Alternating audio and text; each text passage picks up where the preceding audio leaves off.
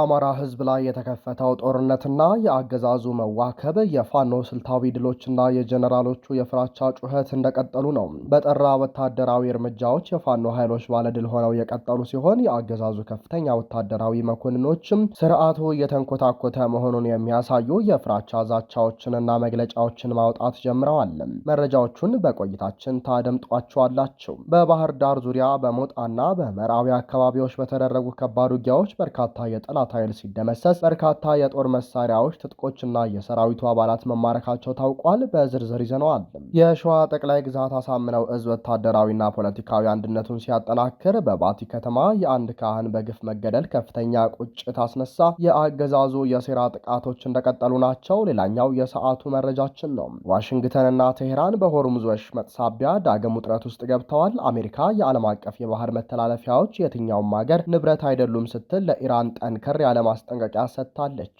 ሰላም፣ ጤና፣ ፍቅር የምንመኝላችሁ ውድ የብላክ ላይን ሚዲያ ቤተሰቦቻችን እናንተን ይመጥናሉ ብለን ያሰብናቸውን የተመረጡ ዕለታዊ የግንባርና ወቅታዊ መረጃዎችን ወደ እናንተ ይዘን ቀርበናል።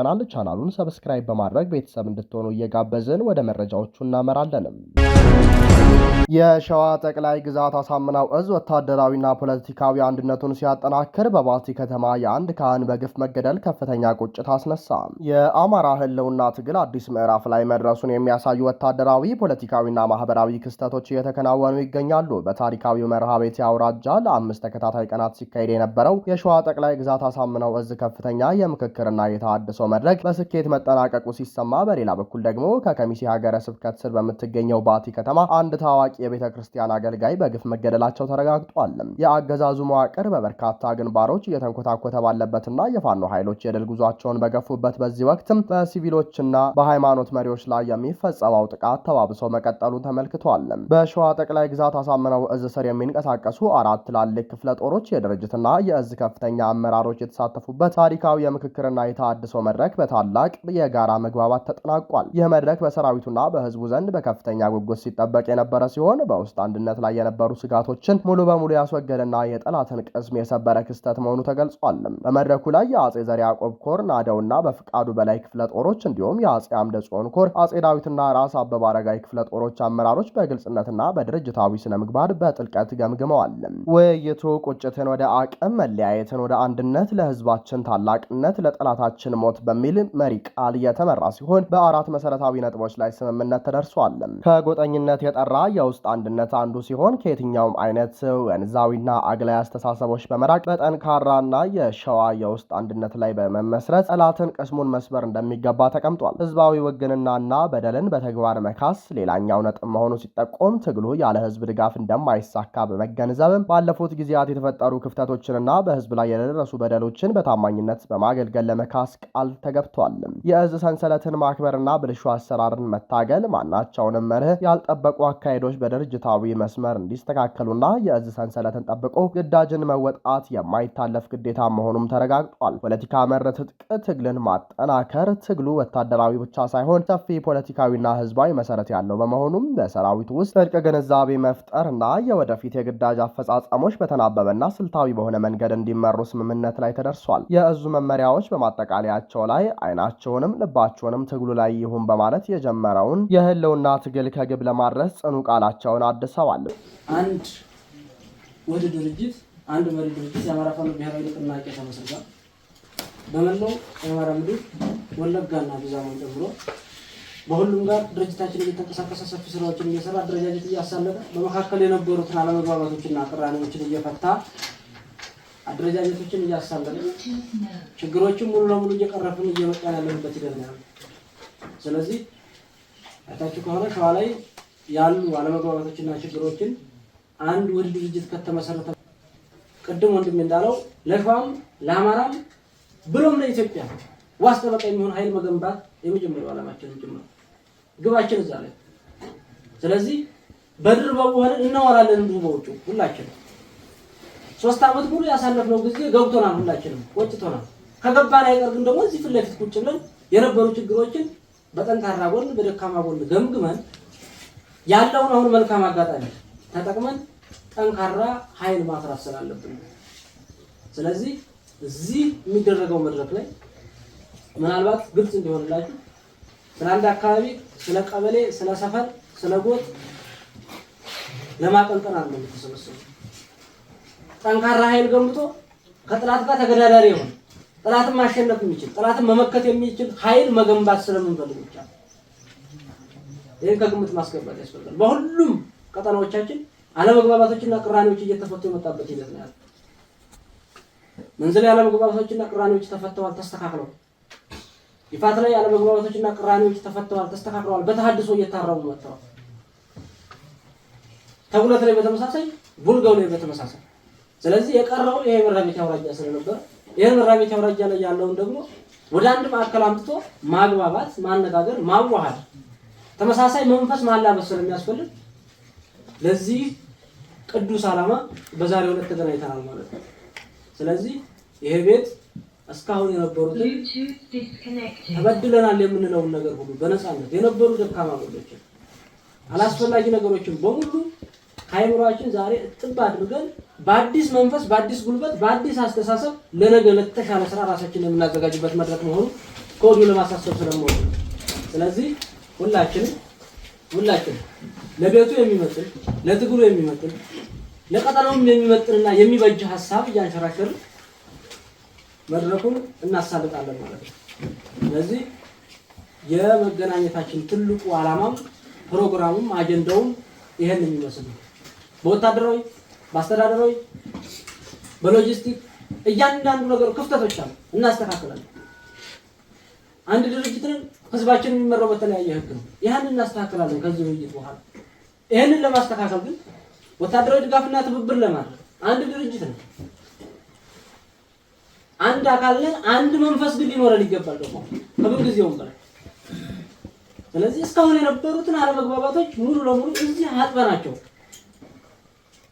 እኔ የበደልኩትን በሙሉ በደል እዚሁ ተናዝዤ ተነግሮኝ ነገ እንዳልደግመው እንዳላስበውም ጭምር መድገም አይደለም ማሰብ ኃጢአትም ስለሆነ ማለት ነው። በዚህ ትግል ውስጥ እስካሁን የነበሩትን ነገሮች ማድረግ አይደለም ማሰብ ኃጢአት ነው፣ በድርጅታችን ወንጀል ነው።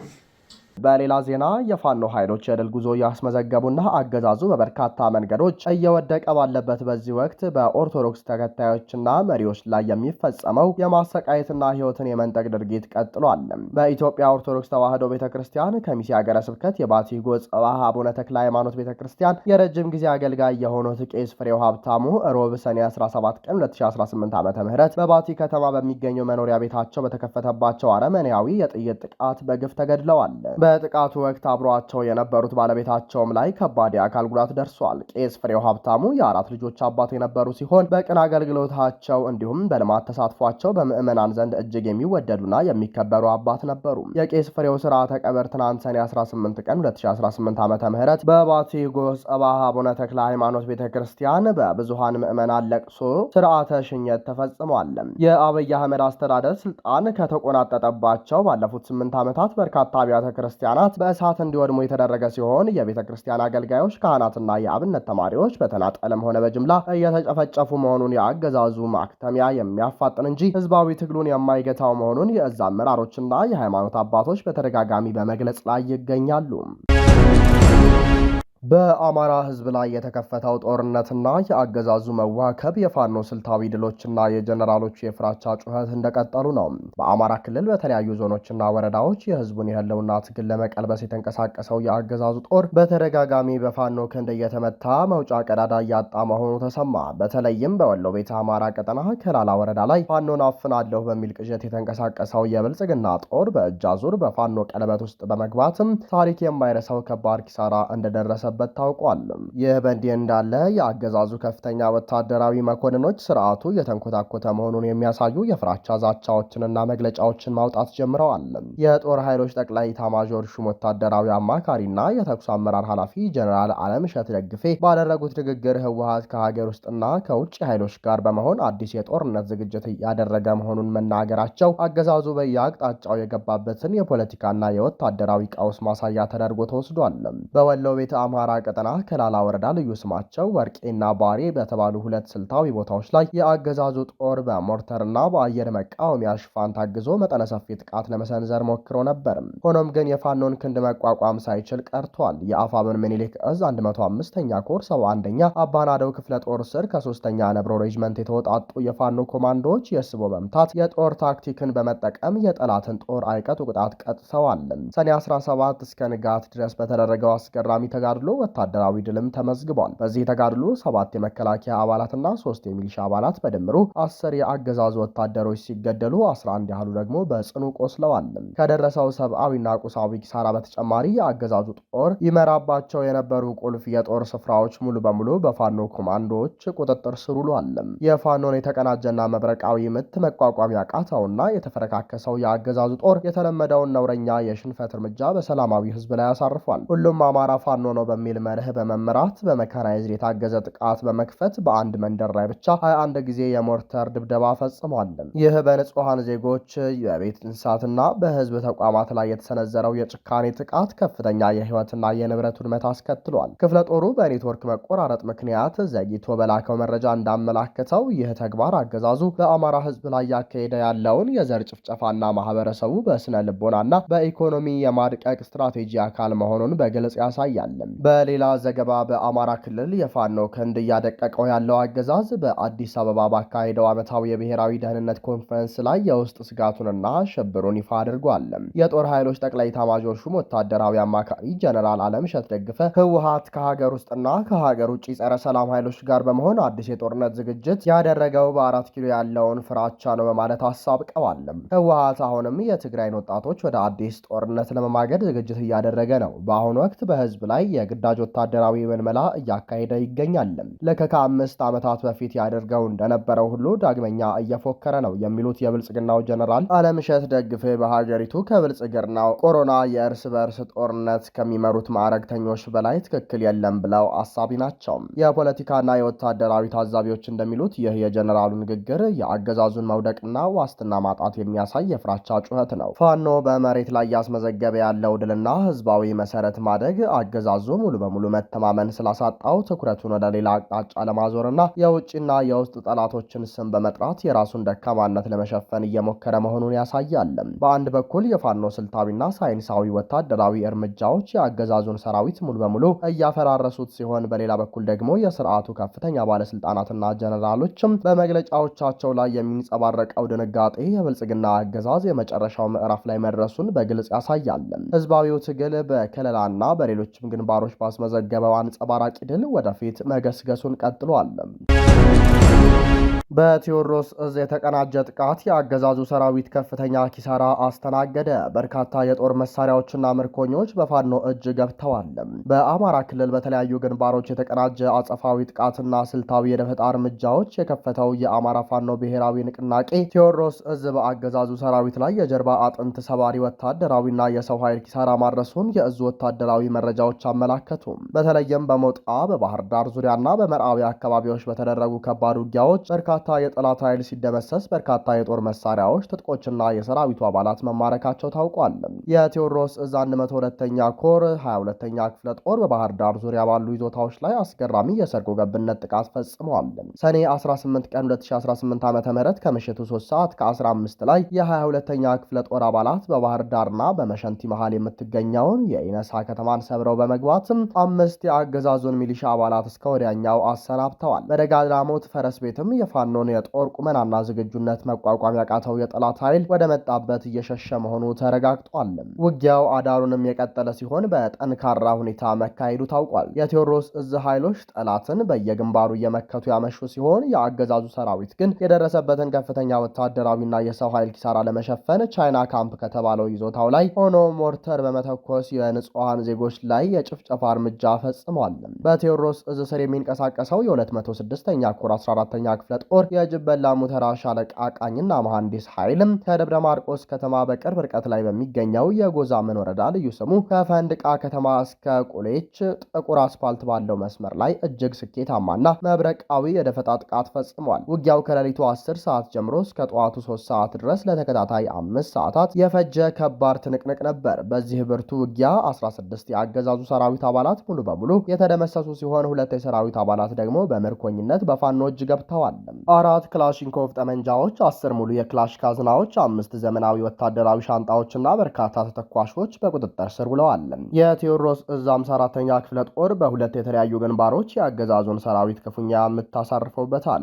በሞጣ ከተማ ድመት ገደል ተክለ ሃይማኖት በተባለው ሰፈር መሽጎ ይገኝ የነበረውን የብልጽግና ኃይል የክፍለ ጦሩ ሻለቃ 1 እና ሻለቃ 5 በጋራና በተናበበ ቅንጅትም ከቀኑ 8 ሰዓት ከ45 ጀምሮ ክፉኛ መታውታል። በተጨማሪም የፋኖን ኃይል ለመክበብና አይጠፋ ዘርን ለመያዝ የአፈና እቅድ ይዞ የተንቀሳቀሰው የአብይ አህመድ ሰራዊት በ54ኛ ክፍለ ጦር ሻለቃ 1 ሻምበል ሸማቂዎች በደረሰበት ጠንካራ አጸፋዊ ምት እቅዱ ሙሉ በሙሉ ከሽፎ እንዲበተን ተደርጓል።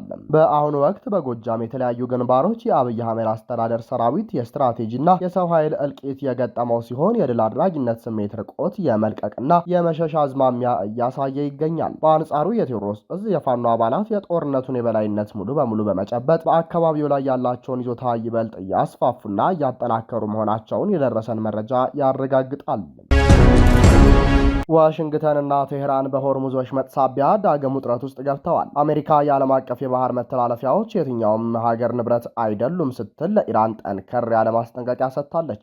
የአሜሪካው የውጭ ጉዳይ ሚኒስትር ማርኮ ሩቢዮ ባህሬን ውስጥ እየተካሄደ ባለው የባህረ ሰላጤው ሀገራት የትብብር ምክር ቤት ጂሲሲ ስብሰባ ላይ እንደተናገሩት ኢራን በሆርሙዝ ወሽመጥ በሚያልፉ መርከቦች ላይ ክፍያ ለመጫን የምታሳየው ፍላጎት እጅግ አደገኛና ዓለም አቀፍ ቀውስ ሊቀሰቀስ የሚችል ነው። ሩቢዮ ውሳኔውን እንደ ወረርሽኝ ሊሰራጭ ይችላል ብለዋል። የአሜሪካ ውጭ ጉዳይ ሚኒስትር ማርኮ ሩቢዮ በስብሰባው ላይ ባደረጉት ንግግር የዓለም አቀፍ የባህር መተላለፊያዎች የሕግ የበላይነት ሊከበርባቸው እንደሚገባም አሳስበዋል።